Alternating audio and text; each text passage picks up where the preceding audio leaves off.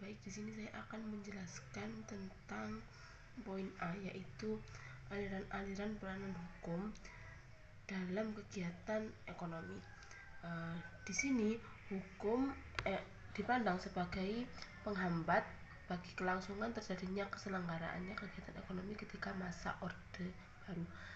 Hal ini menurut pandangan dari pakar ekonomi, pelaku ekonomi serta pengusaha pada waktu itu, hukum tidak dijadikan sebagai landasan, pemandu dan penegak aktivitas dalam bidang ekonomi. Keberadaan hukum dirusak oleh penguasa hanya untuk membela politik ekonomi pada masa Orde Baru, yang mengabdi pada kepentingan ekonomi negara-negara maju dan konglomerat serta multinasional. Namun setelah adanya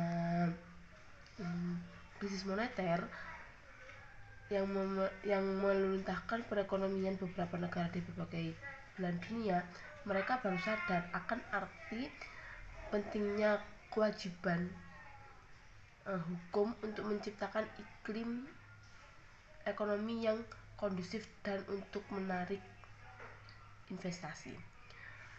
Dan dari situ mengetahui peran yang dikehendaki oleh bidang ekonomi dari keberadaan hukum di masyarakat, mengupayakan untuk menempatkan hukum sebagai instrumen yang sifatnya berwibawa untuk mendukung pembangunan ekonomi.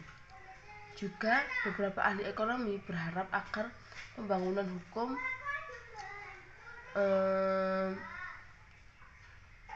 ekonomi harus diarahkan untuk menampung dinamika kegiatan ekonomi